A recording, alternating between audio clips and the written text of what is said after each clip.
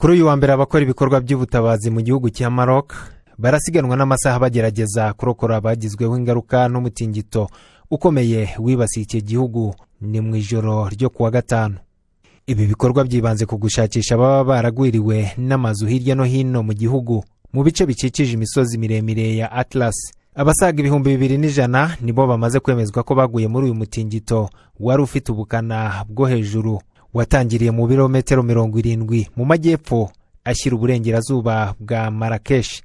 Abarenga 2400 bo nibo bivugwa ko bakomeretse nk'uko byatangajwe na televiziyo y'igihugu ya Maroc, mu gihe abaturage benshi barokotse baraye ijoro rya gatatu hanze y'inzu zabo zangiritse cyangwa zifatwa nk'izidatekanye. Umuryango w'abibumbye ugereranya ko abagera ku 300 bagizweho ingaruka n'uyu mutingito wari ku gipimo cya 6.8. Twaganiriye n'umuyobozi w'umuryango w'abanyarwanda baba muri iki gihugu Sam Ishyaka, aho twatangiye tumubaza uko byifashe muri rusange kugeza ubu.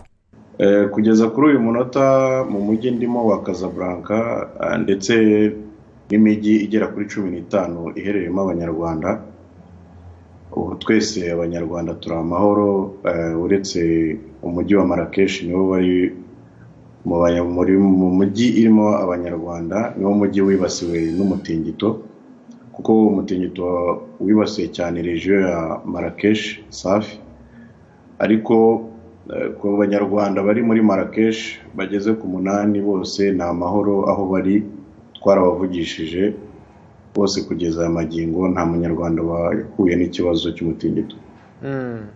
Abenshi bari aho ngaho ni abanyeshuri cyangwa n'abari mu mirimo yindi itandukanye.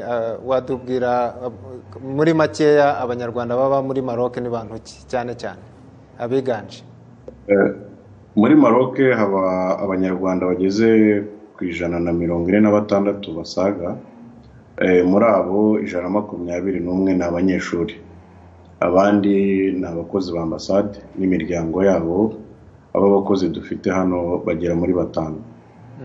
Hanyuma mwebwe nk'ubuyobozi ndetse no mu mikoranire yanyu na ambasade y'u Rwanda muri icyo gihugu cya Maroc, niki mwaba mwizeza abanyarwanda bari aho ngaho, kuko ibi hari ibyo bita aftershock bikomeje hirya no hino, ndetse twagiye tubona abagwiriwe n'inzu. Hari abashobora kuba bari mu mpungenge bitewe n'ibice baherereyemo. Mwebwe niki mwiteguye gukora cyangwa niki mutekereza mufite mu migambi yanyu kugira ngo haramutse hagize abakeneye ubufasha mwahita mugira icyo mubakorera? Kugeza amagingo aya ngaya nk'uko nabibabwiye nta munyarwanda urahura n'ikibazo gikomeye, ariko turimo turakorana na ambasade, turavugana umunota ku wundi, tubaza ndetse n'abanyarwanda muri rusange aho baherereye amakuru yabo, ndetse tunabwira kuba hamwe kugira ngo anytime hagize ugira ikibazo batumenyesha, kuko natwe turimo turabavugisha cyane cyane abaherereye Marrakesh kuko ariho higanje umutingito. Turimo turabakurikirana umunsi ku wundi.